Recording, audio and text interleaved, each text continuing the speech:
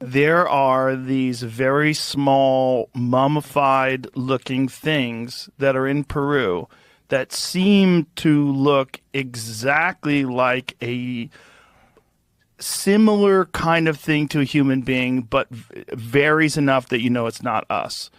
And it has more ribs, it has more spinal columns, or more discs. This is what they look like. And there's x-rays of them, and that's where it gets really weird. And they're tridactyl, right? So they have 3 fingers and 3 toes. Yep. And so these were discovered in 2015 in a cave by a guy named Leandro who goes by Mario.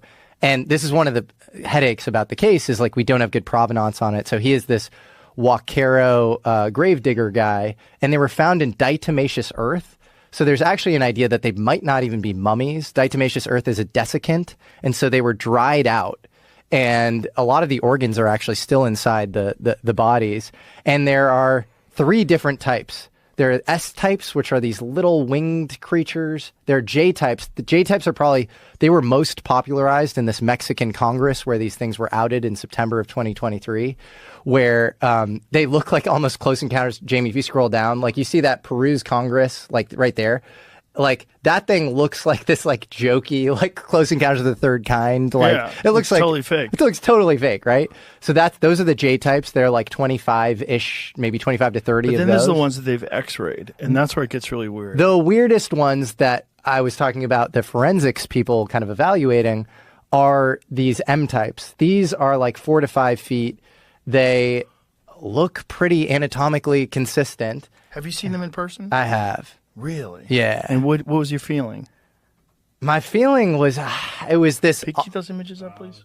It was, as with a lot of these things, oscillating between, holy shit, this thing is not from here, and then, dude, you have to, like, chill, and, like, there's so many other things, there's so many other gates this has to get through for us to actually...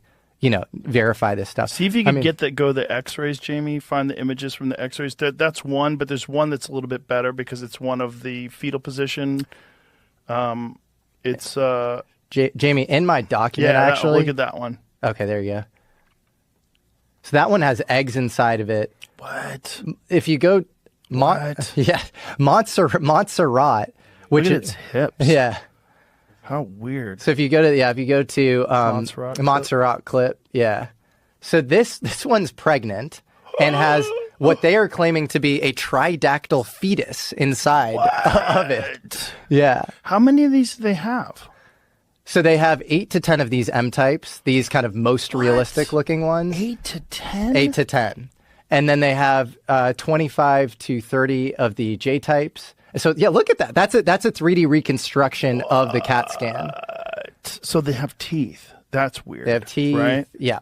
They have tendons, they have bones, they have cartilage, they have organs inside. And then so this is where we need to verify stuff. They even have actually could you go back to the part of the video where what's that? Yeah, that part.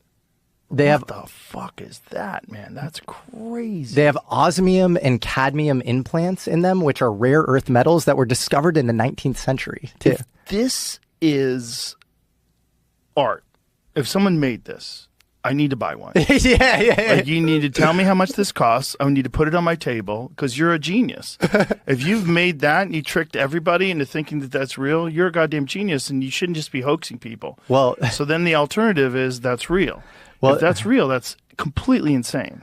Joe, fortunately and fortunately for you maybe, but unfortunately for the case, these Huaqueros, these gravediggers, are selling some of these things on the black market. And this case is the wild, wild west. It is so... How much?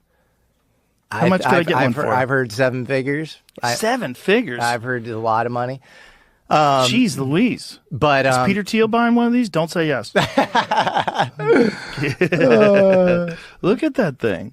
It's wild. That's so crazy. But there are serious problems. I want to caveat all of this, and I don't want to be overly sensationalist about this. If it's a hoax, it's the best hoax ever. Right. It is the best. My friend Michael Mazzola, who kind of rolled the red carpet down, allowed me to even see these things. He's making a video, making a documentary on this. That's coming out this August, and it's called "This Is Not a Hoax." I told him to put in parentheses, or this is the most sophisticated hoax ever. Right. Because the DNA testing sucks. There's no signal. The signal to noise ratio sucks on the DNA. How come? Because there was probably human contamination. Like the NCBI, which is this like biotech repository where you have a lot of this genetic information on two of the bodies, Victoria and Maria. This is all publicly available. They've done analysis on this, and like the camp that is very pro, these being alien, is this guy Jaime Maussan, and he is. I actually think he's awesome. I love him. He's like this former 60 Minutes guy in Mexico, and he's paid a lot of money to protect a lot of these bodies. He's very open about like we just need more scientific research. He wants more eyes on this thing, but some of the genetics. Some of the genetics researchers that they're basing the stuff on, I spoke to one of them. This guy's name is Dr. Ricardo Rangel, and he's a biologist. I don't think he's actually a geneticist. And his belief is like, he was like, this is, there's 30% of this is like unknown DNA that we don't know. And then in the 70%, you have mitochondrial DNA from Myanmar. And then you have DNA from a parasite in Africa. And you also have bonobos and chimpanzee DNA, which means it was an ancient primate that held this DNA because it was before they phylogenetically split off. So what he's saying, and this is crazy, is he was saying that like a hominid species, an early hominid species, went from Asia to Africa. And because there's some theories that they actually, East Africa is not like the first hominid species. Maybe it was East Asia. So it's already like kind of requiring some leaps of logic or whatever. Mm-hmm. And then had sex with this like primate thing. And you end up with this hybrid. And then another leap of logic is that before Pizarro and all the conquistadors, like there's actually like transmission of, beings from Africa to South America. I don't believe that. It's crazy. It's like saying the pangolin theory is better than the Wuhan lab leak theory, which is just like Occam's razor. That's not real. Well, we do know that there were other types of hominids that coexisted with human beings. Denisovans.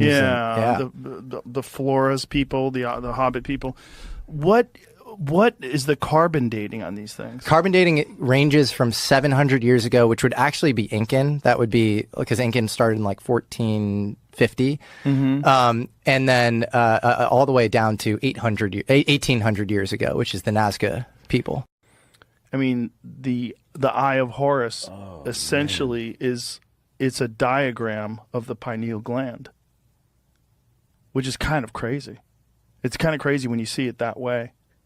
Wow. Because they knew things, and we don't know what they knew. We don't understand how they built the pyramids. We don't understand how old they are. There's so much speculation about the true age of that civilization. And figuring out like how they harnessed energy and all that stuff. We have no idea. I mean, there's this group of scientists that believe that there's structures under the pyramids that go 2 kilometers deep into the earth. Right. And there's a lot of controversy about that. But these guys they've multiple readings of these things, and they're pretty sure that they're accurate. And they've been accurate with other things, like other temples that are underground, that are 50 feet underground. They've mapped those things out with the same technology.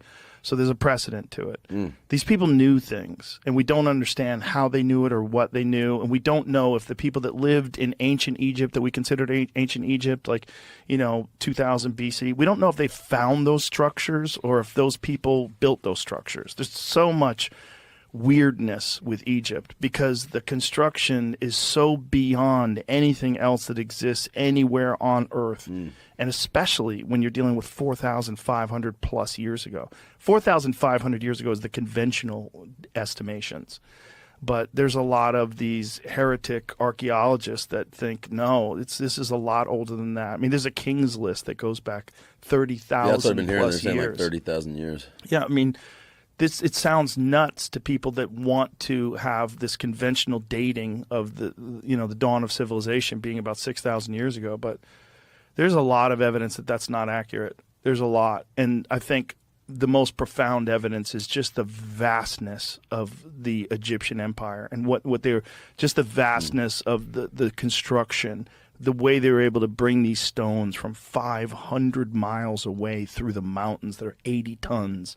How? How did they cut them perfectly? How did they put them 120 feet in the air and put them in the ceiling? Like, what the fuck was going on then? What the fuck was going on where people were supposedly just getting out of hunter and gathering? I mean, this is like the emergence. Like a couple thousand years earlier, we're supposed to be like using stone tools and throwing them at animals. And now you have these people that build this immense structure that's perfectly aligned. A true north, south, east, and west has 2,300,000 stones in it. What? It's aligned with Orion's stars, the stars in the Orion belt. Like what? Maybe what happened is AI took them down too. It might be way back. It might be. I mean, it's bad. I'm just saying, right? It could be. Stuff could be. I forget who said that, but it's like, I mean, I'm all for science, but in the end of the day, you know, no matter what we think we know, it's still just like it's like a flame in a dark night. You know, there's so much out there beyond what we can see. Yeah. You know? So I always kind of thought that myself. I mean, it's a basic thing nowadays. You know, when I was like a kid, you know, a lot of people have had this thought, but it's like, you're always like looking up here in the stars, and it's like, if they're saying that the stars are basically infinite, then it's infinite possibility for other planets with life on it, which basically is a certainty.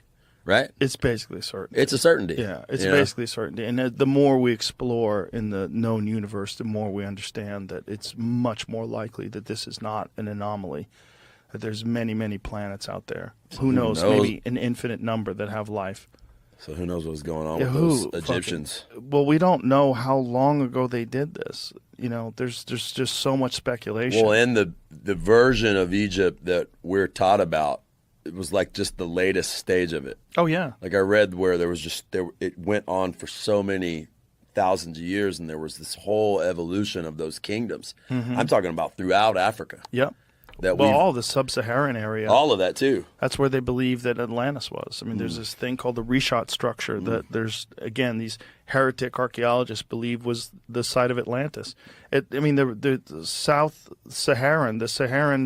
sub-Saharan Africa was a rich rainforest thousands of years ago.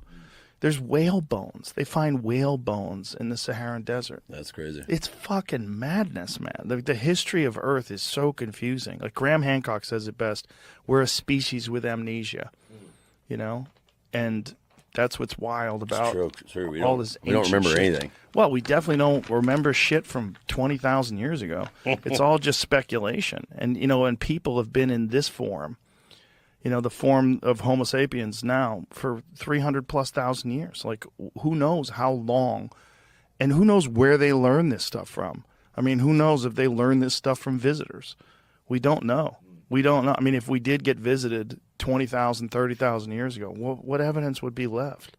You know, and are we being visited now? Well, we're about to find out, because if this shit keeps popping off with Israel and Iran and they start going nuclear, you know, that was the great hope of the people that really believe in aliens, is that what they're watching over us is to make sure we don't fuck everything up, that we're so close to emerging as a type 1 civilization. We're so close to getting out of this barbaric, you know, territorial apes with thermonuclear weapons. We're so close to passing this stage that we're in right now, as long as we don't fuck it up. And who knows how many times people might have fucked it up in the past. That might be what we're looking at when we're looking at ancient Egypt. There might be the remnants.